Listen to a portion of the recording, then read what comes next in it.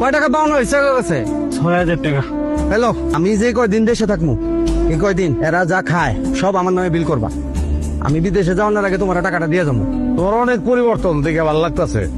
সবই আল্লাহর মর্জি, আর তুমি তো সবই জানো এই দেশে থাকতে কি কষ্টটা না আমি করছি। তারপরে এই মানুষের কাছ থেকে ধার দেনা কর্জ করে আমি দেশে গেছি। তোমারও তো আমি কইতামই আগে যে দেখো একদিন আমি বিদেশ যামই, সৎ পথে টাকা উপার্জন করবো।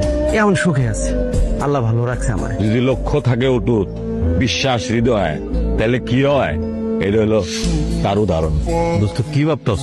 ওই লক্ষ্য টুটের ব্যাপারটাই ভাবতাছি। কথা হাসাই হইছো। তুমি না ভালোবাসা জিনিসটা বুঝো না, নিতেও পারো না। তোমার দোষ না, পুরা সমাজের এই অবস্থা। যে দেশ ভালোবাসা না ওই দেশে আমি থাকবো না, আমি বিদেশ যাবো না, সবকিছু ঠিক করে বলাইছি। তোমার এখন বিদেশে যাওয়ার কেন উঠছে? তুমি আমার বাপের বাড়িতে পাঠায় করবা যে যাও বাপের বাড়ি থেকে আমি যে বিদেশ যাবো টাকাটা নিয়ে আসো।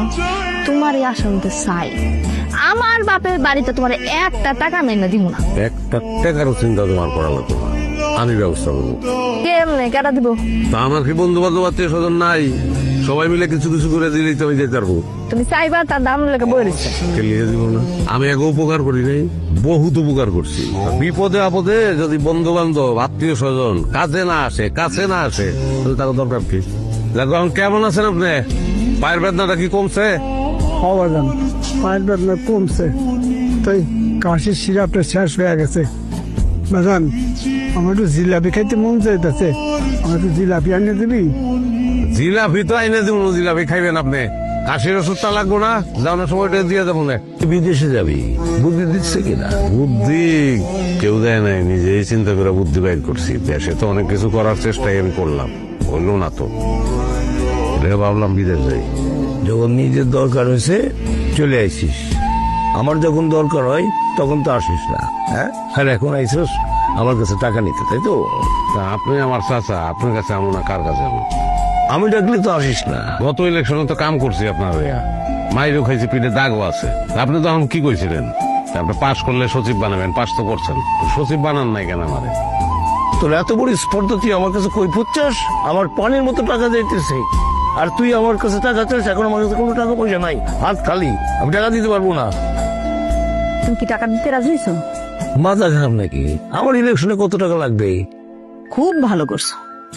গুজার আবার শখ হয়েছে চিত হয়ে শোয়ার। তুই তো আমার একমাত্র ভাই, ব্যবসা বাণিজ্য করে নিজের পায়ে খাড়াইছস। আমার থেকে খুশি তো আর এই ব্যাপারে কেউ নাই। আমি গেলাম অনেক আশা লইয়া তোর কাছে আইছি।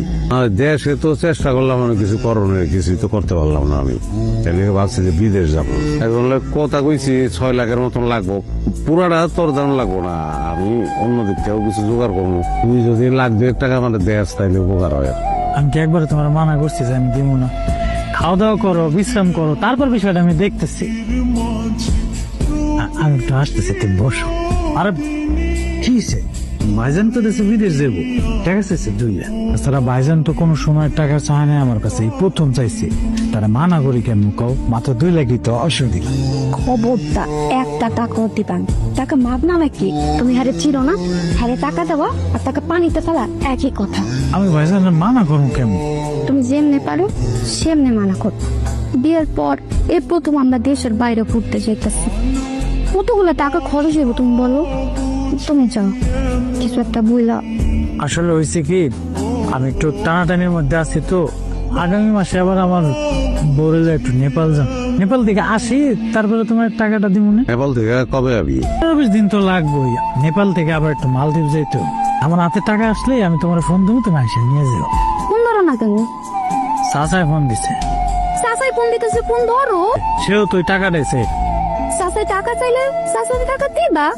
চাচাই চেয়ারম্যান হইতে চাইতেছে, হ্যাঁ টাকা দিলে সেই টাকা 3 গুণে ফেরত দেয়। আর তোমার বাইরে টাকা দিলে সব টাকা ওই পানিতে গিয়ে পড়। ফোনটা ধরো।